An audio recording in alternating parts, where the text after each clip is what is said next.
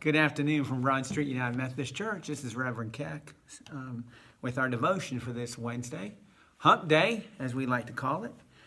Today I'm in the 18th chapter of the book of Genesis and God's promises to Abraham concerning having an heir. And if you'll recall, back in Genesis 15, God had told him that in due time he would have an offspring.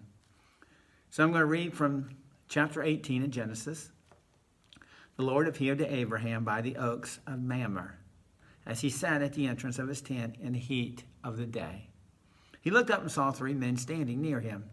When he saw them, he ran to the tent entrance to meet them. He bowed down to the ground. He said, "My Lord, if I find favor with you, do not pass your servant. Let a little water be brought and wash your feet and rest yourselves under the tree. Let me bring a little bread that you may refresh yourselves, and after that you may pass on, since you have come to your servant." So they said, "Do as you have said." And Abraham hastened into the tent to Sarah and said, "Make ready quickly 3 measures of choice flour, knead it and make cakes."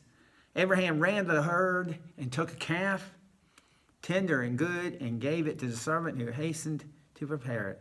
Then he took curds and milk and the calf that he had prepared and set before them, and he stood by them under the tree while they ate. They said to him, "Where is your wife Sarah?" And he said, "There in the tent." Then one said, "I will surely return to you in due season, and your wife Sarah shall have a son." And Sarah was listening at the tent entrance behind him. Now Abraham and Sarah were old, advanced in age, and had ceased to be with Sarah after the manner of women.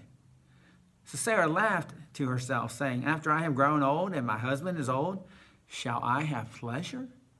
The Lord said to Abraham, "Why did Sarah laugh and say, 'Shall I indeed bear a child now that I am too old? Is anything too wonderful for the Lord? At the set time I will return to you in due season, and Sarah shall have a son.'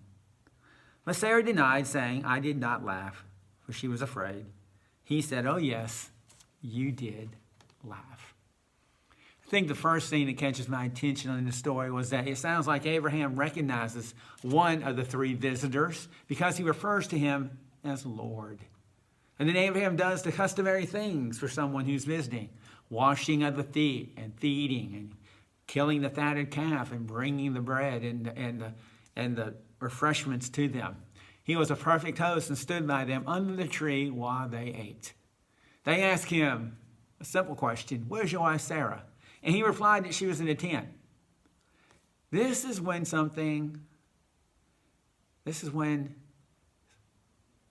God says something that's surprising. He tells Abraham that he will return in due time and Sarah will have a son. I guess that means 9 months. Sarah overhears the prophecy, and it says that she laughs to herself. First of all, she is probably close to 100 years old. Secondly, her and her husband do not do what husbands and wives do anymore.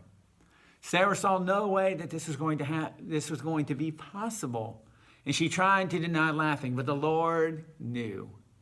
And as we know, Sarah does get pregnant, and Sarah does have a son named Isaac. The lesson here is not real hard to find.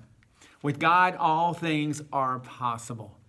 Even 100-year-old women can bear children. That should give us a great deal of hope, regardless of what we may be going through. With God on our side, it is never, never, never impossible. I think it's the perfect message for the time that we're living in right now. Many people have given up hope. Some people seem like they're losing their mind over this quarantine and this time alone. But God will see us through. Thank you for this time, and I pray that you'll be with us again tomorrow.